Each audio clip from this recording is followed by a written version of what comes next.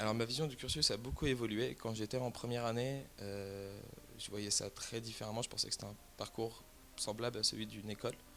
Et au fur et à mesure, je me suis rendu compte que non, qu'on faisait vraiment beaucoup de sciences poussées, on faisait moins d'ingénierie appliquée, et enfin moins que les écoles. Après ces 5 ans, je retiens que j'ai beaucoup râlé les premières années en me disant qu'on me demandait trop de choses qui ne servaient à rien, et que quelques années plus tard, j'ai découvert leur utilité. Je retiens un esprit, comment dire, collectif. Donc quand on travaillait entre CMI, on s'entraidait, on avait toujours quelqu'un sur qui s'appuyer, ce qui différencie beaucoup des autres parcours à l'université, parce que d'une année à l'autre, on change complètement de camarades de classe. Alors que quand on est dans le CMI, on a toujours, comment dire, nos piliers, quoi, les personnes qu'on connaît bien, avec qui on a travaillé. Ça fait déjà 3 4 ans qu'on travaille ensemble.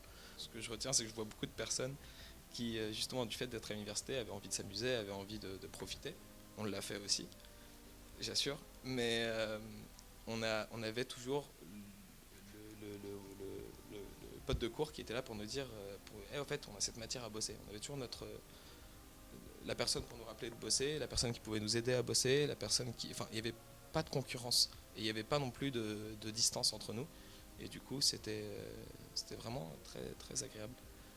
Ce que j'en retiens aussi, c'est que euh, je disais tout à l'heure, on m'a demandé de faire des choses, je ne comprenais pas trop pourquoi et ça m'a fatigué au début. Par contre, quand je suis arrivé en M1, j'ai vu la grande différence entre un CMI et un non CMI. Quand on devait faire des rapports, on avait un projet, on devait faire des rapports. Mon rapport, je le tapais dans la soirée, il était propre, il était présentable et il valait quelque chose. Les autres se donnaient beaucoup plus de mal et n'arrivaient pas au même résultat. C'est pas parce que c'est moi, c'est parce qu'on avait une formation qui nous avait fait faire ça très souvent, qui nous avait pas laissé en fait au fait d'avoir bon bah j'ai validé cette matière. Le but c'est que tu travailles, que tu acquiers quelque chose au fur et à mesure des années et que ça s'arrête pas, que tu dises pas bon bah cette année c'est pas grave, je redouble, je prends mon temps. Le but c'est de vraiment de rester dans un apprentissage continuel et, euh, et d'en acquérir beaucoup et vite et bien.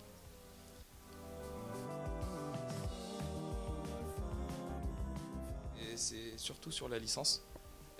Justement, en fait, c'est un cursus en 5 ans, parce que pendant les 2 dernières années, quand même, on a encore le parcours qui est présent. Mais la grande différence se fait sur les 3 premières années. On a plus de projets, on a des stages, on a un Erasmus qui nous est imposé, et tout ça, ça se passe de la L1 à la L3. Et c'est là que se fait toute la différence. Quand on arrive en master, justement, on a beaucoup d'avance sur d'autres qui ont suivi un parcours plus classique, qui ont eu moins de rapports à faire, moins de présentations.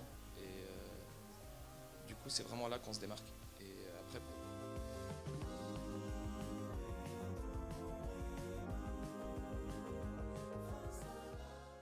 la différence, elle se fait sur les compétences qu'on apporte.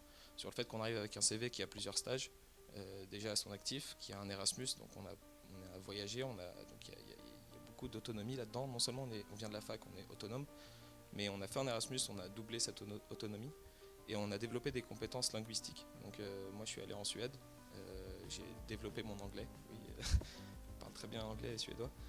Et du coup, j'ai fait un stage en M1 qui était en Allemagne. J'ai dû parler anglais pendant tout mon stage et j'ai dû utiliser des vocabulaires scientifiques. Et le fait d'avoir fait cet Erasmus, bah, ça m'a vraiment donné un grand coup d'avance là-dessus et ça m'a aidé à que ce stage se déroule bien.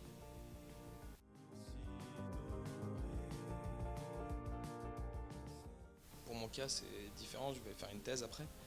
Donc, d'ailleurs, ça se profile, donc c'est en train de se mettre en place. Mais pour ce qui est de la vie active, les CMI sont un peu mieux intégrés que les autres parce qu'on a plus de compétences à leur proposer. On a plus de compétences dans le professionnel de tous les jours, donc échanger avec d'autres professionnels, leur fournir des rapports complets, leur fournir des présentations de qualité. Je pense que pour rentrer dans la vie professionnelle, c'est vraiment pas un problème. On a toujours, d'un point de vue applicatif, quelques lacunes par rapport à ceux qui viennent d'école parce ils ont plus de management, de toutes ces matières qui font que voilà, ils sont prêts à travailler quand ils sortent de l'école. Par contre, on a des compétences techniques beaucoup plus avancées, peut-être un peu trop d'ailleurs, c'est ce qui leur fait peur, parce qu'ils ne savent pas s'ils vont pouvoir communiquer avec nous. Mais en passant par le CMI, on a quand même un côté plus professionnalisant et on est capable de communiquer avec eux.